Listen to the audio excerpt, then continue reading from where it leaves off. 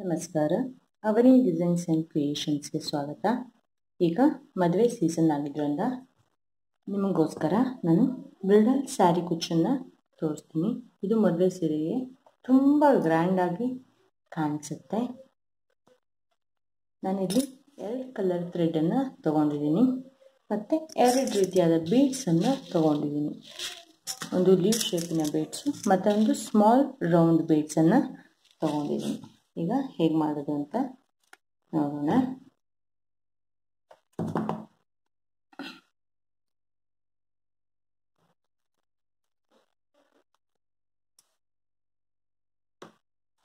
First 4 ಚೈನನ್ನು ಹಾಕೋಬೇಕು.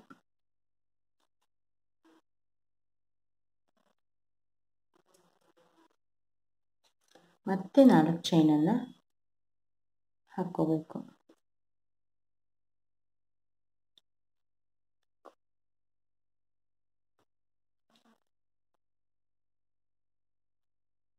ನಾಲ್ಕು chain ಆದಮೇಲೆ 2 ಸಣ್ಣ ಬೀಡ್ಸು ಮತ್ತು ಒಂದು ಲೀವ್ ಶೇಪಿನ ಬೀಡ್ಸು ಮತ್ತು 2 ಸಣ್ಣ ಬೀಡ್ಸನ್ನು ಹಾಕೋಬೇಕು. ನೋಡಿ, ಈ ರೀತಿಯಾಗಿ ಬರಬೇಕು. ಆಮೇಲೆ ಒಂದು ಚೈನನ್ನು ಹಾಕಬೇಕು. ಇದು ಎಲ್ಲಿಗೆ ಬರುತ್ತೆ ಅಲ್ಲಿಗೆ ಲಾಕನ್ನು ಮಾಡಬೇಕು.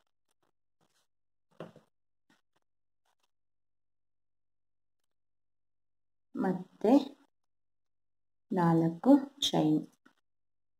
ಚೈನ್ ಹಾಕಿ ಲಾಕ್ ಮಾಡಿ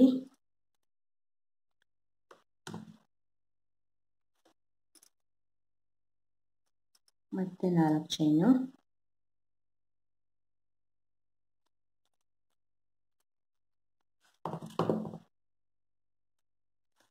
ಮತ್ತೆ 4 ಚೈನನ್ನು ಹಾಕಬೇಕು. ನಾನು ಮಧ್ಯಕ್ಕೆ 3 ಸರಿ 4 ಚೈನನ್ನು ಹಾಕಬೇಕು.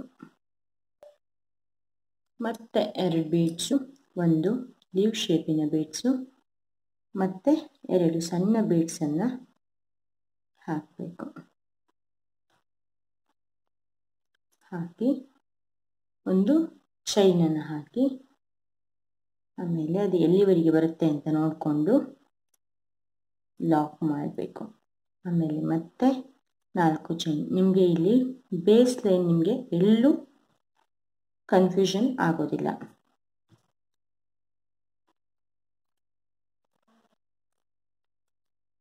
ನಾವಿಲ್ಲಿ ಬರೀ 4 ಚೈನನ್ನೇ ಹಾಕೊತಾ ಹೋಗಿದ್ವಿ. ನಾವು ನಾರ್ಮಲ್ ನನ್ನ ಡಿಸೈನಲ್ಲಿ 3 ಚೈನ್ ಹಾಕಿ 4 ಚೈನ್ ಹಾಕಿ ಮತ್ತು 3 ಚೈನ್ ಹಾಕಿ ಅಂತ ಹೇಳ್ತಿದ್ದೆ. ಇಲ್ಲಿ ನಾನು ಫುಲ್ ಎಲ್ಲ ಕಡೆಯೂ ಕೂಡ 4 ಚೈನನ್ನೇ ಹಾಕಿದ್ದೀವಿ. ಆದರೆ ಎಲ್ಲದರಂಗೆ ಲಾಸ್ಟ್ ಮತ್ತು ಫಸ್ಟಿಗೆ ಮಾತ್ರ 2 ಸರಿ ಮಾತ್ರ ಹಾಕಬೇಕು.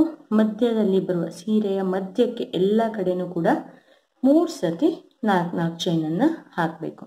ಈಗ ನೆಕ್ಸ್ಟ್ ಸ್ಟೆಪ್ಪನ್ನು ನೋಡೋಣ. ನೆಕ್ಸ್ಟ್ ಸ್ಟೆಪ್ಪನ್ನು ನಾವು ಎಲ್ಲಿಂದ ಸ್ಟಾರ್ಟ್ ಮಾಡ್ತೀವೋ ಅಂದರೆ ಸೀರೆನ ಮೊದಲಿನಿಂದ ಸ್ಟಾರ್ಟ್ ಮಾಡ್ಕೊಬೇಕು.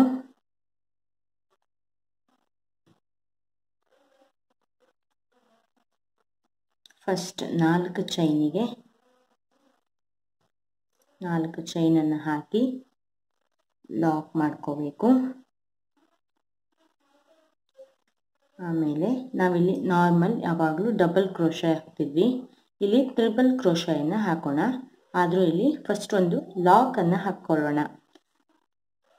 ಲಾಕ್ ಹಾಕ್ಕೊಂಡು ಟ್ರಿಬಲ್ ಕ್ರೋಶೆ ನಿಮಗೆ ಹೇಗೆ ಹಾಕೋದು ಅಂತ ನಾನು ಒಂದು ವಿಡಿಯೋದಲ್ಲಿ ಹೇಳ್ಕೊಟ್ಟಿದ್ದೆ. ಅಂದರೆ ನಾನು ಒಂದು ಡಿಸೈನ್ ಹಾಕಿ ನಿಮಗೆ ತೋರಿಸಿದ್ದೆ. ಆದರೂ ಇಲ್ಲಿ ಮತ್ತೊಂದು ಸರಿ ತೋರಿಸ್ತೀನಿ. ನಾವು ಡಬಲ್ ಕ್ರೋಶೆಗೆ ನಾವಿಲ್ಲಿ 1 ಸರಿ ಕ್ರೋಶಕ್ಕೆ ದಾರವನ್ನು ಸುತ್ಕೊತಿದ್ವಿ. ನಾವು ಟ್ರಿಬಲ್ ಕ್ರೋಶೆ ಅಂದರೆ ಇಲ್ಲಿ 2 ಸರಿ ಕ್ರೋಶಕ್ಕೆ ದಾರವನ್ನು ಸುತ್ಕೋಬೇಕು. ಸುತ್ಕೊಂಡು ಇಲ್ಲಿ ಮಣಿಯ ಹಿಂದ್ಗಡೆ ದಾರ ಬಂದಿರುತ್ತಲ್ಲ ಆ ದಾರಕ್ಕೆ ಹಾಕಬೇಕು. ಫಸ್ಟು 2 ದಾರವನ್ನು ತೆಗಿಬೇಕು, ನೆಕ್ಸ್ಟು 2 ದಾರವನ್ನು ತೆಗಿಬೇಕು, ಅದರ ನೆಕ್ಸ್ಟು 2 ದಾರವನ್ನು ತೆಗಿಬೇಕು. ಗೊತ್ತಾಯ್ತಲ್ವ ಫ್ರೆಂಡ್ಸ್? ಈಗ 2 ಸರಿ ಕ್ರೋಶಕ್ಕೆ ದಾರವನ್ನು ಸುತ್ತಕೊಂಡು ಮೊದಲಿಗೆ ಬರುವ 2 ದಾರ, ಆ ಮೇಲಿನ 2 ದಾರ, ಕೊನೆಯ 2 ದಾರ, ನಾವಿಲ್ಲಿ 3 ಸರಿ ಕ್ರೋಶದಲ್ಲಿರುವ ದಾರವನ್ನು ಎರಡೆರಡು ಆಗಿ ನಾವು ದಾರವನ್ನು ತೆಗಿತೀವಿ.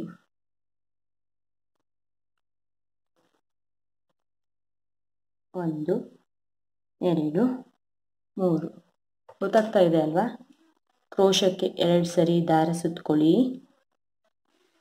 ದಾರ ಮತ್ತೊಂದು ಎಕ್ಸ್ಟ್ರಾ ದಾರ ತಗೊಂಡ್ರೆ ಇಲ್ಲಿ ನಮಗೆ 1 2 3 4 ದಾರ ಕಾಣಿಸ್ತಾ ಇದೆ. ಕ್ರೋಶದ ಮೇಲೆ 4 ದಾರ ಕಾಣಿಸ್ತಾ ಇದೆ. ಅದರಲ್ಲಿರೋ ಫಸ್ಟ್ 2 ದಾರವನ್ನು ತೆಗೆದ್ರೆ ಈಗಿಲ್ಲಿ 3 ದಾರ ಉಳಿತು. 4ಅಲ್ಲಿ 2 ತೆಗೆದ್ರೆ 3 ಹೇಗೆ ಉಳಿತು ಅಂದರೆ ನಾವಿಲ್ಲಿ 2 ದಾರವನ್ನು ತೆಗೆದಿರೋ 1 ದಾರ ಇಲ್ಲಿ ಎಕ್ಸ್ಟ್ರಾ ಬರುತ್ತೆ.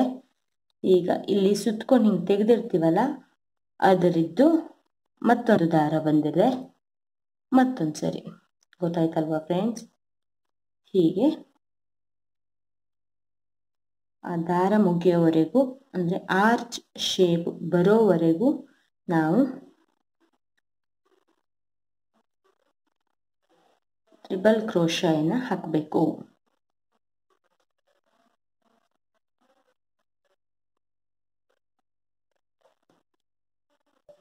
ಇಲ್ಲಿ ನೋಡಿ, ನಾನಿಲ್ಲಿ 16 ಟ್ರಿಬಲ್ ಕ್ರೋಶಾಯನ್ನು ಹಾಕಿದ್ದೀನಿ. ಈಗ ನಾವು ಇಲ್ಲಿ ಸ್ಟಾರ್ಟಿಂಗಲ್ಲಿ 4 ಚೈನಿನ ಮುಂಭಾಗಕ್ಕೆ ಒಂದು ಲಾಕನ್ನು ಹಾಕ್ಕೊಂಡಿದ್ವಿ. ಇಲ್ಲಿ ಲಾಕಿನ ಹಿಂಭಾಗಕ್ಕೆ ಒಂದು ಲಾಕನ್ನು ಹಾಕಬೇಕು. ಮತ್ತೆ ಲಾಕಿಗೆ ಮತ್ತೊಂದು ಲಾಕ್.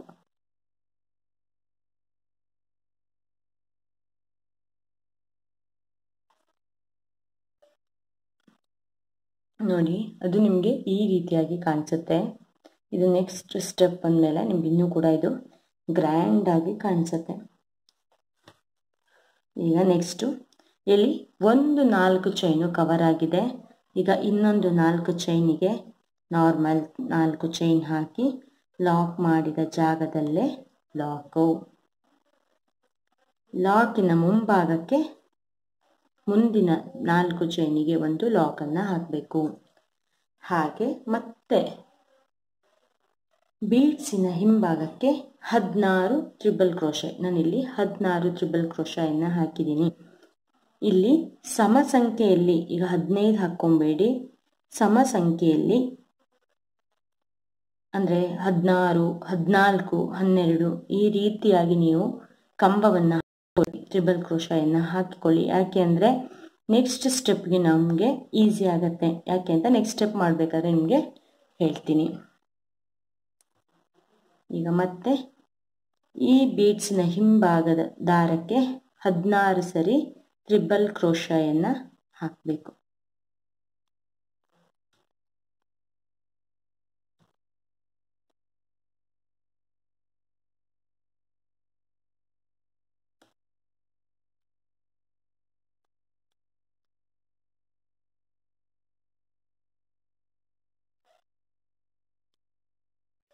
ಇಲ್ಲೂ ಕೂಡ 16 ಟ್ರಿಪಲ್ ಕ್ರೋಶೆಯನ್ನು ಹಾಕಿದ್ದೀನಿ. ಇಲ್ಲಿ ಲಾಕಿನ ಹಿಂಭಾಗಕ್ಕೆ, ಅಲ್ಲಿ ಲಾಕಿನ ಮುಂಭಾಗಕ್ಕೆ ಒಂದು ಲಾಕನ್ನು ಮಾಡಲಾಗಿತ್ತು. ಇಲ್ಲಿ ಲಾಕಿನ ಹಿಂಭಾಗಕ್ಕೆ ಒಂದು ಲಾಕು, ಲಾಕ್ ಇರೋ ಜಾಗಕ್ಕೆ ಮತ್ತೊಂದು ಲಾಕು. ಮತ್ತೆ ಇಲ್ಲಿ 4 ಚೈನ್ ಹಾಕಿ ಇಲ್ಲಿಗೆ ಮುಗಿಸ್ಬೇಕು.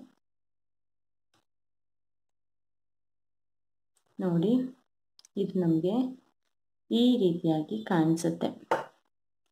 ಇದರ ನೆಕ್ಸ್ಟ್ ಸ್ಟೆಪ್ ಹೇಗೆ ಅಂತ ನೋಡೋಣ.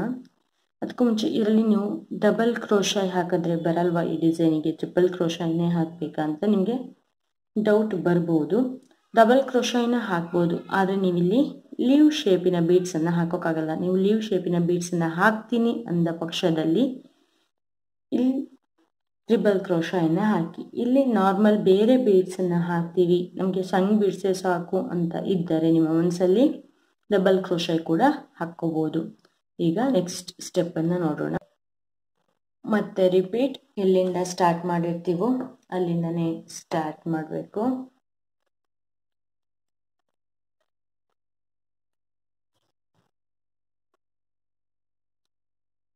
ಒಂದು ಚೈನು, ಫಸ್ಟ್ 2 ಲಾಕನ್ನು ಹಾಕ್ಕೊಳ್ಳಿ. ಅಂದರೆ ಇಲ್ಲಿ ನಾವು 4 ಚೈನ್ ಇರುತ್ತಲ್ಲ, ಆ ಚೈನಿಗೆ 4 ಲಾಕನ್ನು ಹಾಕ್ಕೊಳ್ಳಿ. 4 ಬೇಕಾದ್ರೂ ಹಾಕ್ಕೊಳ್ಳಿ, ಅಲ್ಲ ಸಾರಿ 2 ಬೇಕಾದ್ರೂ ಹಾಕ್ಕೊಳ್ಳಿ, 3 ಬೇಕಾದ್ರೂ ಹಾಕ್ಕೊಳ್ಳಿ. ನಿಮಗೆ ನೆಕ್ಸ್ಟ್ ಸ್ಟೆಪ್ ಯಾವ ಹೈಟಲ್ಲಿ ಬರಬೇಕು ಅಂತ ನೋಡಿಕೊಂಡು ಲಾಕನ್ನು ಹಾಕ್ಕೊಳ್ಳಿ. ಈಗ ನಾವಿಲ್ಲಿ ಡಬಲ್ ಕ್ರೋಶಾಯನ್ನು ತಗೊತೀನಿ. ಇಲ್ಲಿ ಮೊದಲ ಕಂಬದ ಪಕ್ಕ, ಅಂದರೆ ನಾವು ಫಸ್ಟ್ ಕಂಬ ಹಾಕ್ತೀವಲ್ಲ, ಕಂಬದ ಹಿಂದೆ 3 ಕಂಬವನ್ನು ಅದೇ ಜಾಗಕ್ಕೆ ಹಾಕಬೇಕು. 3 ಕಂಬವನ್ನು ಅದೇ ಜಾಗಕ್ಕೆ ಹಾಕಬೇಕು. ಆಮೇಲೆ ಒಂದು ಬೀಡ್ಸನ್ನು ನಾರ್ಮಲ್ ಆಗಿ ಪೋಣಿಸಿ, ಮತ್ತೆ ಇಲ್ಲಿ 2 ಕಂಬವನ್ನು ಬಿಡಬೇಕು. 2 ಕಂಬದ ಪಕ್ಕಕ್ಕೆ ನಮ್ಮದು ಫಸ್ಟ್ ಕಂಬವನ್ನು ನಾವು ಯಾವ ಹೈಟಲ್ಲಿ ಹಾಕ್ಕೊಂಡಿರ್ತೀವೋ ಅದೇ ಹೈಟಲ್ಲಿ ಕೊನೆವರೆಗೂ ಕೂಡ ಮೇಂಟೈನ್ ಮಾಡಿ. ಇಲ್ಲಾಂದರೆ ಒಂದು ಕಡೆ ಒಂಥರ ಬರುತ್ತೆ, ಮತ್ತೊಂದು ಕಡೆ ಮತ್ತೊಂದು ಥರ ಬರುತ್ತೆ. 3 ಚೈನನ್ನು ಹಾಕಬೇಕು. ಒಂದೊಂದು ಬದಿಗೆ 3 ಚೈನನ್ನು ಹಾಕೋತಾ ಹೋಗಬೇಕು. ಮತ್ತೆ ಒಂದು ಬೀಡ್ಸು, ಮತ್ತೆ ಇಲ್ಲಿ 2 ಕಂಬವನ್ನು ಬಿಟ್ಟು 2 ಕಂಬದ ಪಕ್ಕಕ್ಕೆ ಮತ್ತೆ 3 ಕಂಬ.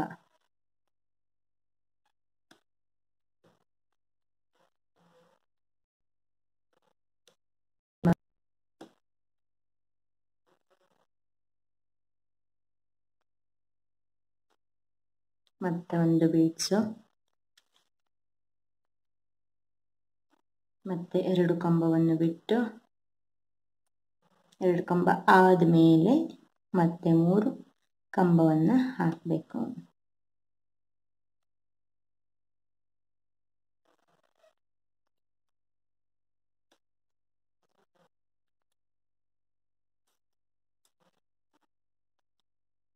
ನಾವು ಈ ಲಾಸ್ಟ್ ಸ್ಟೆಪ್ಪನ್ನು ಸ್ಟಾರ್ಟ್ ಮಾಡೋಕ್ಕಿಂತ ಮುಂಚೆ ಇಲ್ಲಿ 2 ಕಂಬದ ಮುಂಚೆಗೆ ನಾವಿಲ್ಲಿ 3 ಕಂಬವನ್ನು ಹಾಕಿದ್ವಿ. ಈಗ ಇಲ್ಲಿ ನಾವು ಈ ಆರ್ಚಿನ ಕೊನೆಯ ಹಂತದಲ್ಲಿದ್ದೇವೆ. ಆವಾಗ ಕೂಡ ನಾವಿಲ್ಲಿ ಲಾಸ್ಟಲ್ಲಿ ಮತ್ತೆ 3 ಚೈನನ್ನು ಹಾಕಬೇಕು. ನಾನು ಪ್ರತಿ ಒಂದು 3 ಕಂಬ ಹಾಕಬೇಕಾದ್ರೂ ಕೂಡ 2 ಕಂಬವನ್ನು ಬಿಟ್ಟಿದ್ದೀನಿ. ನಾನು ನಿಮ್ಗೆ ಅದಕ್ಕೋಸ್ಕರನೇ ಹೇಳಿದೆ, ಸಮ ಸಂಖ್ಯೆಯಲ್ಲಿ ನೀವು ಕಂಬವನ್ನು ಹಾಕೊಳ್ಳಿ ಅಂತ. ನಾನಿಲ್ಲಿ 16 ಕಂಬವನ್ನು ಹಾಕಿದ್ದೆ. ಇಲ್ಲಿ ನೋಡಿ, ನನಗೆ 8 ಇಲ್ಲಿ ನೆಕ್ಸ್ಟ್ ಸ್ಟೆಪ್ಪಲ್ಲಿ ಬಂದಿದೆ. ಕಾಣಿಸ್ತಾ ಇದೆ ಅಲ್ವಾ ಫ್ರೆಂಡ್ಸ್? 1 2 3 4 5 6 7 8 ಬಂದಿದೆ. ಈ ಡಿಸೈನನ್ನು ನಿಮಗೆ ಮತ್ತೆ ಇದನ್ನು ನಾವು ಇಲ್ಲಿ ಮತ್ತೆ ಚೈನ್ ಇರುತ್ತಲ್ಲ ಆ ಜಾಗಕ್ಕೆ ಲಾಕ್ ಮಾಡಬೇಕು. ಆವಾಗ ಇದು ಕಂಪ್ಲೀಟ್ ಆಗುತ್ತೆ. ಕೊನೆಗೆ ನೆಕ್ಸ್ಟ್ ಮತ್ತೊಂದು ಲಾಕನ್ನು ಹಾಕ್ಕೊಂಡು ಈ ಕಂಬಕ್ಕೆ ನಾವು ಇಲ್ಲಿಂದ 3 ಕಂಬ ಅಂತ ಸ್ಟಾರ್ಟ್ ಮಾಡಬೇಕು. ನಾನು ಈ ಡಿಸೈನನ್ನು ಒಂದು ಹಾಕಿಟ್ಟಿದ್ದೀನಿ, ನಿಮಗೆ ತೋರಿಸ್ತೀನಿ. ನಾನಿಲ್ಲಿ ಬೇರೆ ಕಲರ್ ಕಾಂಬಿನೇಷನಲ್ಲಿ ಹಾಕಿದ್ದೀನಿ. ಇಲ್ಲಿ ನೋಡಿ, ಟ್ರಿಬಲ್ ಕ್ರೋಶಾಯ್ ಹಾಕಿದ್ರೆ ಮಾತ್ರ ಈ ಹೈಟ್ ಬರುತ್ತೆ. ನೀವು ಡಬಲ್ ಕ್ರೋಶಾಯ್ ಹಾಕಿದ್ರೆ ಅಷ್ಟು ಗೆಟಪ್ ಬರೋದಿಲ್ಲ ಈ ಡಿಸೈನಿಗೆ ಅಂತ ನನಗನ್ಸುತ್ತೆ. ನೀವು ಡಬಲ್ ಕ್ರೋಶಾಯ್ ಕೂಡ ಹಾಕಿ ಟ್ರೈ ಮಾಡಿ. ಅಂದರೆ ನೀವು ಈ ಥರ ಬೀಡ್ಸ್ ಈ ರೀತಿಯಾಗಿ ಹೀಗೆ ಜೋಲಕ್ಕೆ ಬಿಡ್ತೀನಿ ಅಂತ ಇದ್ದರೆ ನೀವು ಟ್ರಿಬಲ್ ಕ್ರೋಶಾಯನ್ನೇ ಹಾಕಿ, ಇಲ್ಲಾಂದರೆ ಡಬಲ್ ಕ್ರೋಶಾಯ್ ಹಾಕಿರೂ ತೊಂದರೆ ಏನಿಲ್ಲ. ನಾನಿಲ್ಲಿ ಮತ್ತೆ ಮಧ್ಯೆ ಕುಚ್ಚು ಕಟ್ಟೋದು ಬೇಡ, ಏನಾದ್ರು ಡಿಫ್ರೆಂಟಾಗಿರಲಿ ಅಂತ ಮಣಿಯನ್ನು 4 ಮಣಿಯನ್ನು ಪೋಣಿಸಿದ್ದೀನಿ. ಲಾಸ್ಟಲ್ಲಿ ಲೀವ್ ಶೇಪಿನ ಬೀಡ್ಸನ್ನು ಇಲ್ಲಿ ಹಾಕಿದ್ದೀನಿ. ಹೀಗೆ ಕೂಡ ಬೇಕಾದ್ರೂ ಮಾಡ್ಕೊಬೋದು. ನೋಡಿ ಫ್ರೆಂಡ್ಸ್, ಹೇಗಿದೆ ಅಂತ ನಿಮ್ಮ ಅನಿಸಿಕೆಯನ್ನು ತಿಳಿಸಿ.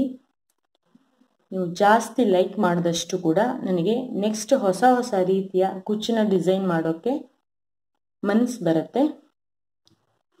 ನೀವು ಎಷ್ಟು ಲೈಕ್ ಕೊಡ್ತೀರೋ ಅಷ್ಟು ಹೊಸ ಹೊಸ ರೀತಿಯ ಕುಚ್ಚಿನ ಡಿಸೈನನ್ನು ಮಾಡ್ತೀನಿ.